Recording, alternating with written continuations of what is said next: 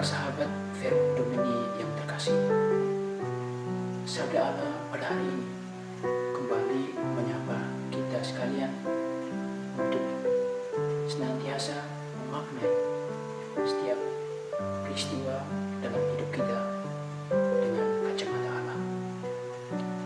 Kekuasaan dalam dunia dewasa ini merupakan suatu objek kritikan.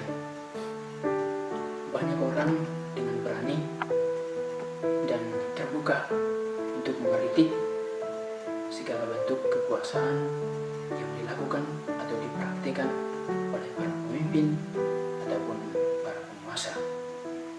Mereka berani terbuka dan juga mengkritik segala bentuk kekuasaan yang dilakukan oleh para penguasa ataupun para pemimpin, oleh karena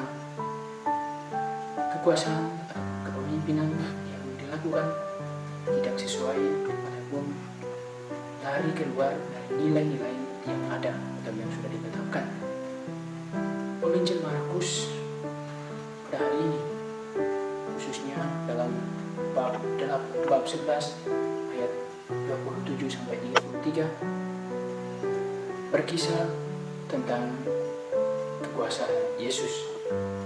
Para ahli Taurat, imam-imam kepala, dan juga tua-tua, mereka mempertanyakan asal-usul kekuasaan Yesus, ilahi atau manusiawi. Terkait dengan hal itu, Yesus pun tidak tinggal diam. Ia juga menanyakan suatu pertanyaan yang sangat cerdik dan bijaksana kepada mereka.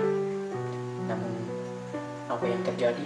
Pertanyaan itu tidak dijawab oleh ahli-ahli Taurat, para imam kepala, atau tua-tua. Mereka karena atas kesombongan dan juga kegunaan diri yang tinggi yang sudah ada dan melekat dalam diri, sehingga mereka tidak mengakui, tidak menerima kekuasaan Yesus yang adalah datang yang berasal dari Allah. Para ahli Taurat, imam-imam kepala, dan juga tua-tua, mereka gagal untuk melihat semua peristiwa, semua tanda yang telah dilakukan di Yesus dalam dunia. Yesus adalah sang utusan Allah yang datang ke dunia untuk menyelamatkan dunia. Kekuasaan Yesus adalah berdasarkan pada hukum utama, yakni cinta kasih.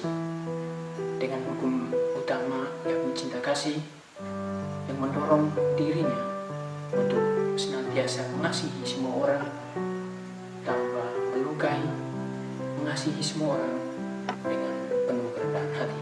Saya mengajak kita sekalian untuk kembali melihat semua peristiwa, semua tanda yang dilakukan oleh Tuhan kita Yesus Kristus dalam hidup harian kita. Mungkin dalam hidup harian kita pernah menolak ataupun pernah dalam diri kita meragukan segala peristiwa ataupun tanda yang dilakukan oleh Yesus.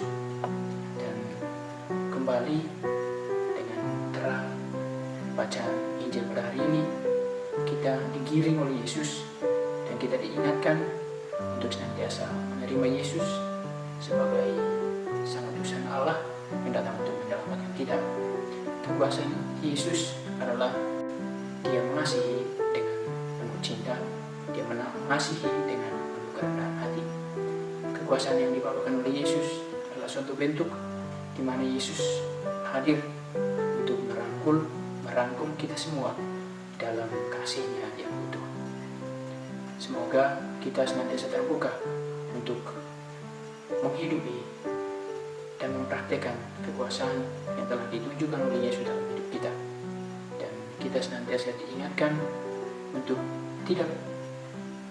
tidak mempraktikkan kekuasaan yang dalam arti menguasai orang lain dan juga menghakimi orang lain, tetapi kita didorong untuk senantiasa memaknai kekuasaan dalam diri kita dengan senantiasa mengutamakan nilai-nilai kemanusiaan, yakni pengampunan, cinta kasih, dan kerendahan hati. Semoga Tuhan